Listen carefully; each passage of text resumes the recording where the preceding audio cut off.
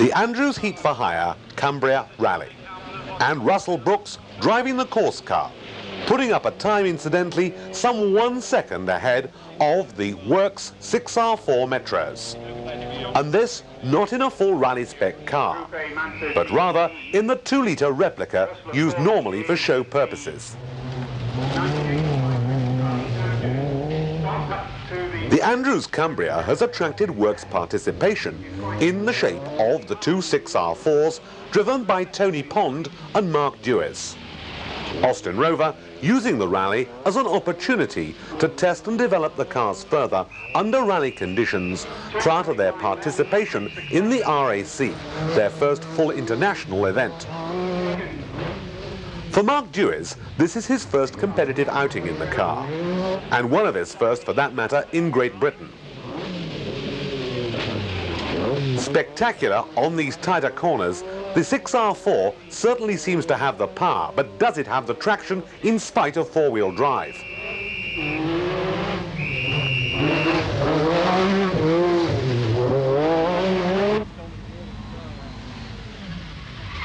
Pentiaricola in the Astra GTE, the Group A car, is of course going to use this as an opportunity to test tyres. It also gives him a chance too to look at Kielder before the RAC. Amazingly quick little motor car, sponsored by the car are two telephones. Quite what they use them for, I am not sure.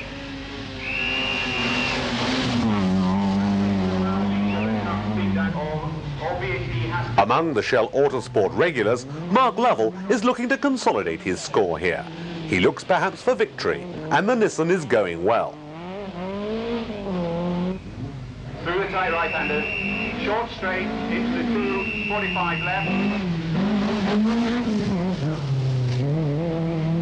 The 4 this year. Stig Andervang in the now aging Escort is his usual spectacular self. But it's Rutherford in the RED who also ploughs into the bales here. The Sierra is fast becoming a very well-developed car, more competitive with every outing. He could not only provide opposition to Lovell, but also to the 6R4s as well.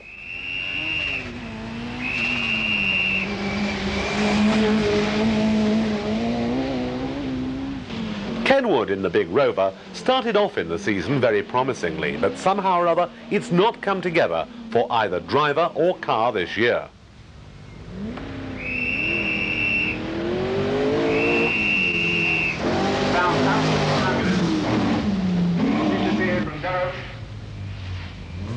Dominating the Group A category in the Shell Autosport Championship are Vauxhall Opel cars. Simon Davidson here, always a front runner.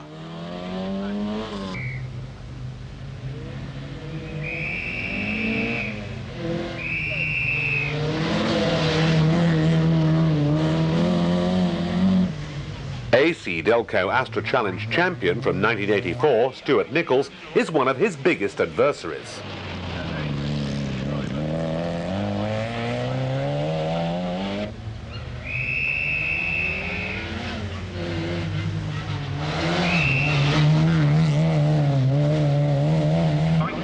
Equally, the Parkinsons have become more than ever a force to be reckoned with.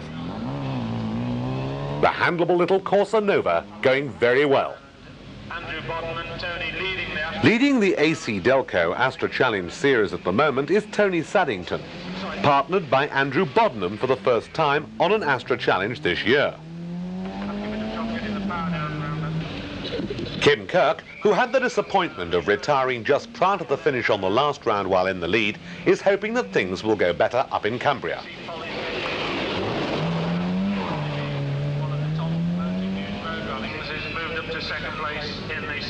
John Thompson, in the only consistent A-Series car still in the championship, once again is looking for points here. They could put him well up in the championship. For Tony Stevenson, this is his local event. It could see him well placed in a series where he hasn't perhaps fulfilled the promise.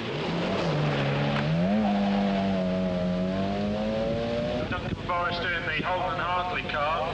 Still a contender for overall victory is Steve Bamber, going well in the championship and hoping for a good finish.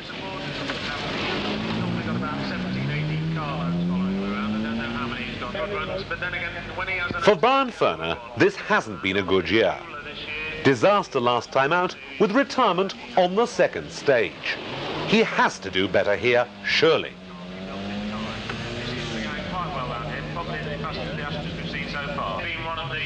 The tarmac expertise of David Beasley has been well seen in the races. Here again, it comes to the fore. He's fastest of the Astras on this stage, which incidentally is held in a public park in Carlisle itself. Round the trees goes young Warren Hunt. His performance with 4th place on the Mueller was certainly something well worth waiting for. Can he do as well here?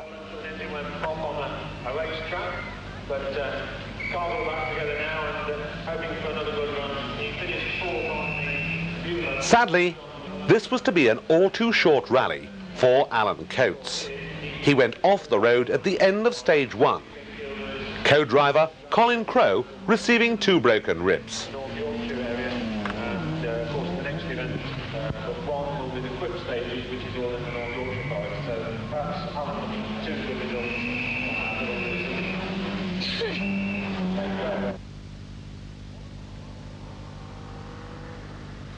Following this first stage, the rally goes straight into Kielder for 7 forestry stages. Fog 2 is playing its part in this year's event, making life difficult for fast and slow cars alike. Willie Rutherford establishes a commanding lead with the demise of Tony Pond at the end of stage 5.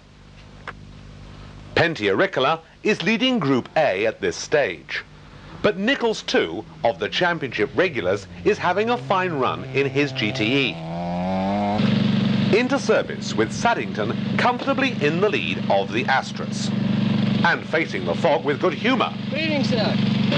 How goes it, Tony? How's it going, sir? We've done the last 2 stages with 3 brakes.